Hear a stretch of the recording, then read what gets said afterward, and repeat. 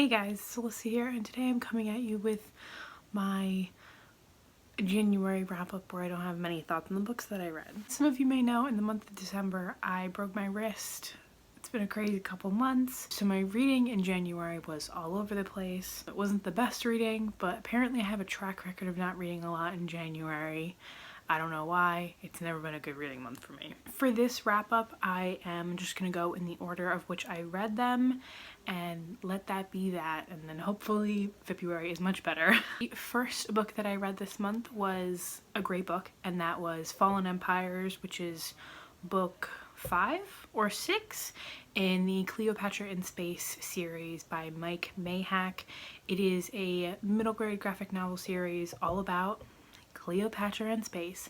I can't really say much about that because I'm so far into the series and so much has happened, and I believe the next book is the final book, and I'm very excited because it's a very good series and the plot has definitely gotten so interesting. I wasn't sold from like the first volume with this series, but the plot has really developed. The artwork is what kept me going for a while, and then the storyline really started picking up, and it's great. It's really fun. The next book is undoubtedly the worst book I read in the month of January, and that is Newsberry Hobbes issue 1. I don't know. It is by George Mann. Apparently this was a comic that came from or was a continuation in a book series, which I didn't know going into it. So I only gave this 2 stars because it was just not good. It just was confusing, kept referencing other things in a book series I hadn't read, and the characters, there was nothing going on with them. You didn't get to know anybody or any of the storyline. You definitely felt lost. Don't read it if you haven't read the book series, because otherwise you're gonna be lost. The next book I read was one of the 2 full-length novels I read this month, and that was Death Sentence by Joe Sharkey. This is a book all about the John List murders, and boy was this interesting. It was really, I think, well done, very thought out. Apparently this book isn't new. I listened to it as an audiobook, and the audiobook came out I think last year or something like that, and I had it on my radar last year and I didn't get to it, and then I listened to it, and when I was looking up on Goodreads, it came out in like 1996. I ended up giving it 4 out of 5 stars. It was very good. It was interesting. I think it gave a very good account of the whole story. I think it really gave you all the information you needed to know. I always think it's interesting when you read about horrific events like this, or horrific things that people have done, and their motives, and his were something. If you're looking for a pretty good and gripping audiobook about a real life true crime story, I recommend this one. It was good, solid, really have no complaints. The next 3 books that I read were all individual comics, and that is volumes 6 through 7 in the Black Badge series.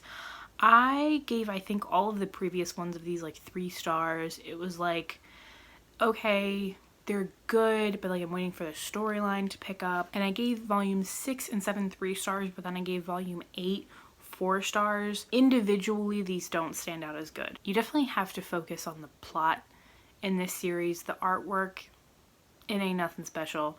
The plot is interesting. I think I'm liking it because it's unlike anything I've read before, but I'm definitely planning on reading like the next 4 volumes together, because I just think they make most sense that way. But the series is definitely picking up. That being said, for it to pick up at like issue 8,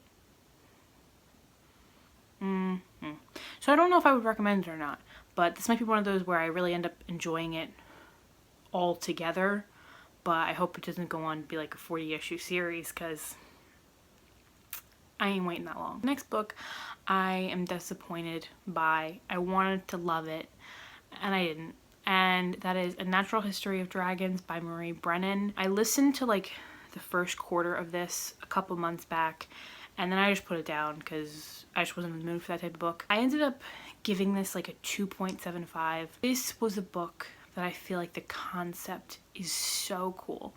It is a fictional book, but it's told in a memoir type of setting. It's about, I think her name is Lady Trent or something like that. I don't know, I forget her name. Basically told in like her telling you her life story.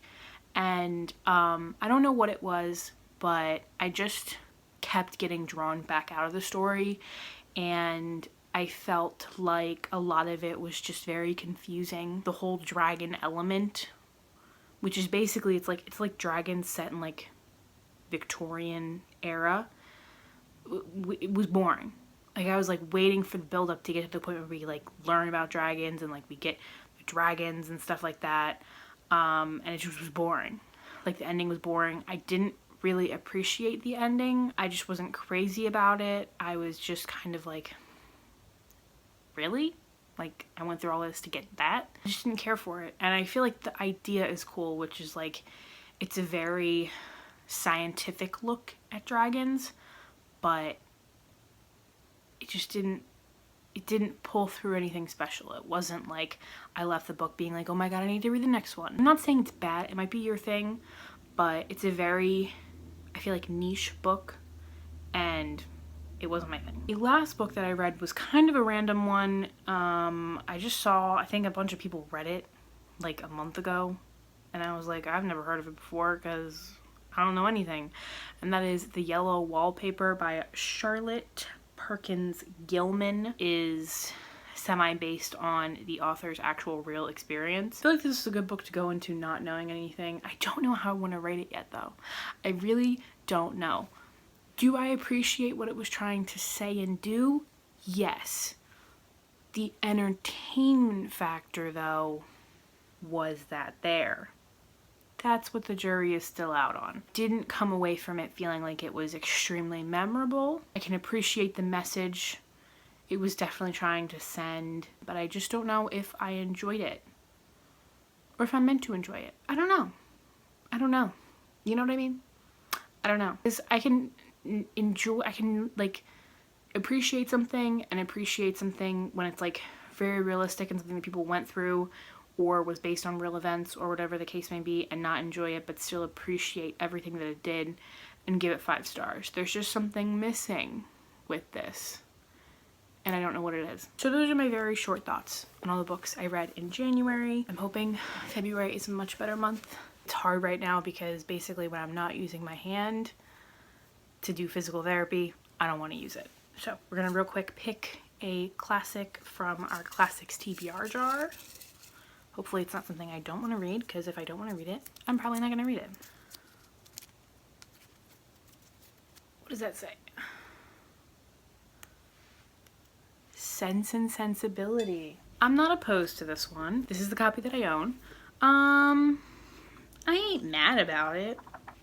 I can listen to it on audiobook.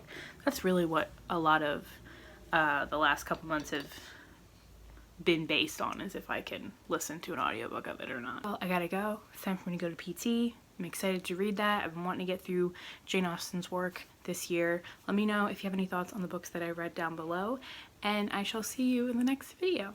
Bye!